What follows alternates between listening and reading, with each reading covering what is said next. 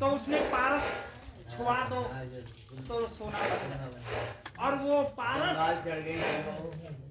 लाख जो है गले लोहे पे अगर तुम चौतरफा फिराते रहो, लेकिन वो जीवन में ध्यान रहे हमारा आपका ये जो जीवन लोहा है, आज अगर इसे किसी पारस से टच कर लोगे तो सोना बनने की संभावना है। तो आइए हमारे पूजनीय श्री हमारे इस नहीं वो बंद कर, बिल्कुल बंद कर। तो जरा ध्यान दें, धीरे धीरे प्रसाद सबको मिलेगा और जो शेष रह जाएंगे उनको भी मिलेगा, लेकिन एक साथ नहीं।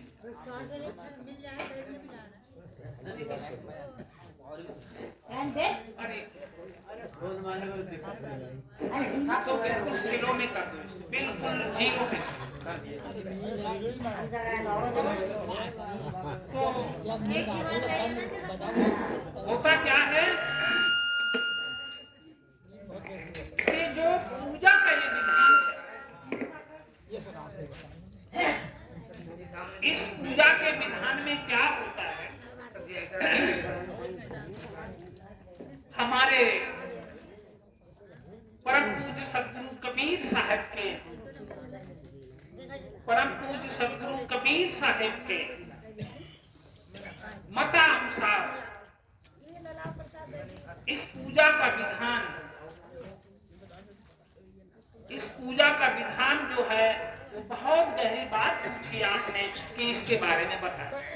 सबको नहीं पता होता है और ये तो जब चलती है राम मैं ये बताता, मैं ये जरूर बता, मैंने कहा नहीं था कि इसका भी विस्तार बताएंगे। चलिए जब आप बोल रहे हो तो होता क्या है उसके बारे में समझाओ ना कि एक समय के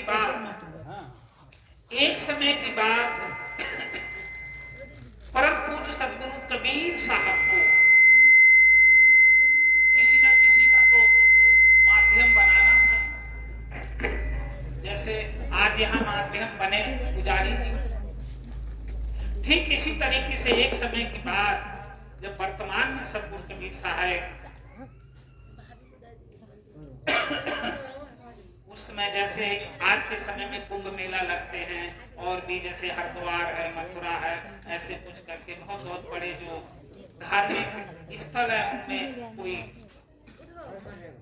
संत समागम और भी सभी धर्म समाज के जाते हैं। तो होता क्या है कि वहां पर भी एक पूजनीय श्री धनी धर्मदास जी आए हुए थे। धनी धर्मदास जी आए हुए थे, वो भी अपना टेंट लगा करके उस मेला में थे।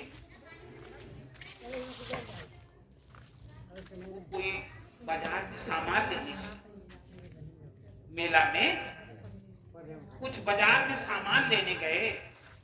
इसी बीच में अब सदगुरु कबीर साहब को धनी धर्मदास जी का संबंध तो बहुत लंबा है, कई जन्मों का है।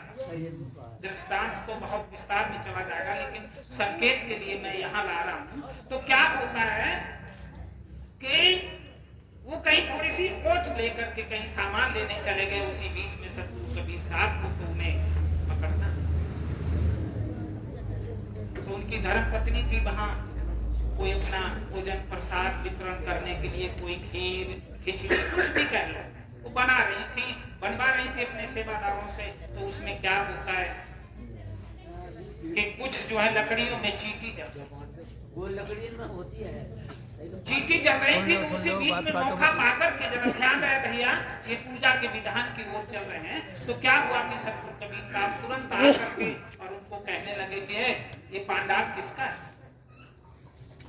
तो उनकी धर्मपत्नी कहने लगी अरे ये तो बांधवगढ़ के एक सेठ हैं, सेठ धनी धर्मदास जी का ये पांडाल का भंडारा है।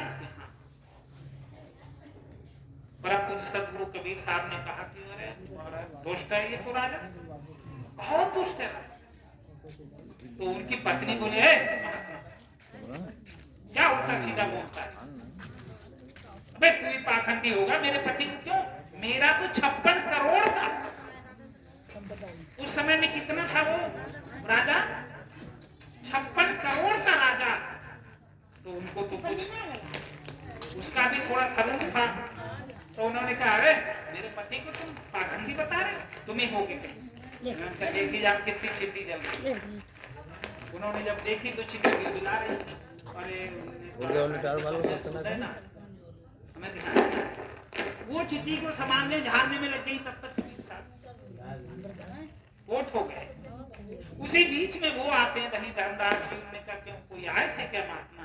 अरे मैं कोई आए तो थे सफेद वस्त्र में, लेकिन बड़ा गजब, मैंने उनको कुछ कह दिया और वो आपको कुछ कह रहे थे। पहले उन्होंने कहा ये गलत है, ये राजा ही गड़बड़ है, उठा लेना मुद्रा साहब।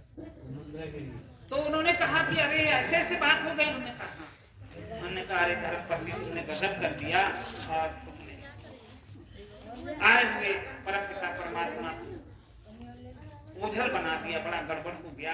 खैर चलिए, तो पत्नी बोली कि पतिदेव क्या चिंता करते, जहाँ गुड़ होता है वहाँ चींटा जरूर। इसलिए आप जगह जगह तीर्थों पे बहुत जहाँ जहाँ बड़े बड़े, कोई गंगा के तट पे, कोई जमुना के तट पे, और सब भंडारा करो, जहाँ गुड़ होता वहाँ चींटा जरूर आती है। वरदान वहीं से लगा है। तुम्हारे घर में जरा सी मिठाई अगर कहीं गिर जाए, चीनी गिर जाए, कुछ गिर जाए, तो चींटियां कहीं ना कहीं से आ जाती। तो उन्होंने और जगह जगह भंडारे किए, बहुत तमाम दृष्टांत तो बहुत लंबा है। फिर पुनः उसी मथुरा नगरी में एक बार उन्हें वैराग हो गया, गिरनार गए, बहुत दूर गए। एक भजन भी है इसमें, लेकिन वो विस्तार में चला जाएगा। बहुत बार गए तो क्या होता है कि एक बार फिर उन्होंने कहा कि अरे बेचैनी हो रही कि हो सकता है यहीं से बिछड़न हुआ है, तो यहीं मिले।